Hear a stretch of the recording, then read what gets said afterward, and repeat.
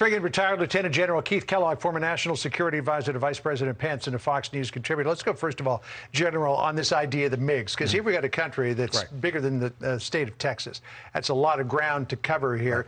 Zelensky said yesterday in his speech to Congress, I want the MiGs. The Biden administration is saying, no, can't have them. They're an offensive weapon.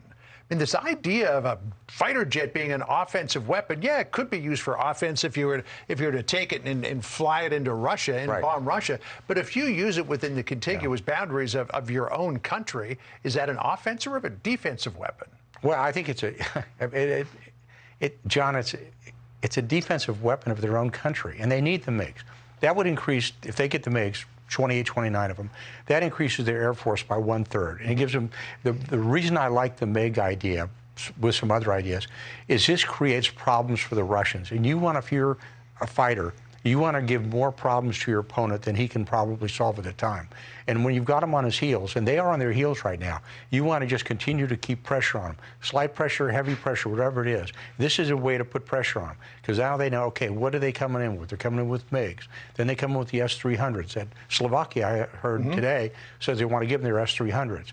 You know, we give them all this type of equipment, and all of a sudden they've got problems they can't solve. And he's having enormous problems. Yeah, and one of the places where he's having a big problem is here in the capital city of Kyiv, in the surrounds, that Russia has been trying to move in on these multiple fronts here and surround Kyiv. One unit is going down this way, I assume, to try to do a movement around like this, but they can't surround Kyiv the way they wanted to.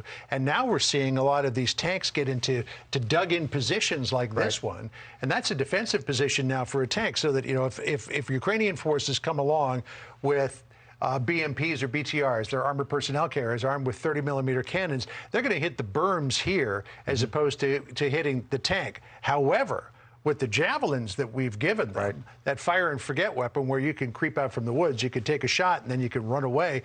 The trajectory goes up like this and then down to the top. So these tanks and armored personnel carriers, and this is, I think this is a BMP with a 30mm cannon, they're sitting ducks.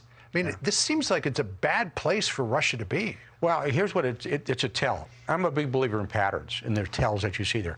By him digging in, Putin digging in, that tells you his momentum is stalled.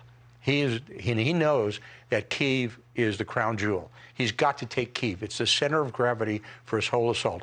That's where Zelensky is. That's the major population center. If he does not take Kyiv, he fails.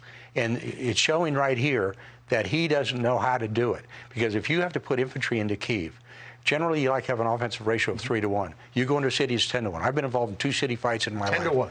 10-to-1. So you need 10 people on offense for every person on defense. That's exactly right, because you have to go street by street, block by block, building by building. I was in 2 city fights in my life, one in Hue in Vietnam and one in the city of Cologne during the invasion of Panama, and it is just absolutely terrible. It eats troops up. So he's got a major problem, and in fact, by what he's showing you right here, very simply is momentum is stalled. All right, let's go to the next panel here. And this is something that we have given to the Ukrainians as well. This is not a great picture of it, but this is a Switchblade drone. It's basically, it's a missile that it's about the size of a remote-controlled aircraft. And in fact, I've got another image of this here. This is a better image of it, if you will. There's 2 different models. There's the 300 and the 600. I think we're giving them the 300. What does this missile do?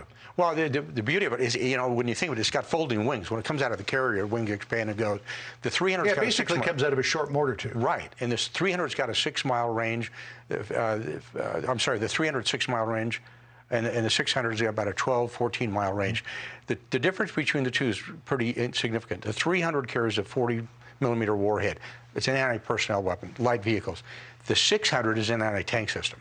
It carries a much heavier warhead. I don't know why we didn't give them the 600 as well. They're great systems to use. They're GPS guided, and they come down and they can be a top attack vehicle, and they're very, very good. So that could be effective against Russian armor as well. Oh, yeah. And then I just want to come out to finally to this area here, because this has been so horrible, what's been going on here in Mariupol, where we had this theater where people were taking refuge, which has been literally destroyed.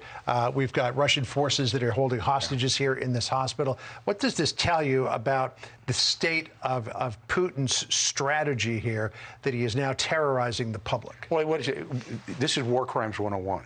And when you look at what he's doing here, he's trying to demoralize the population. what he has really done is create a generation of hatred. And if he ever thinks he's going to win the population, he is not. And this is proving to me he will not win this fight. He may win a victory overall and get a Pyrrhic victory at the very best he can do.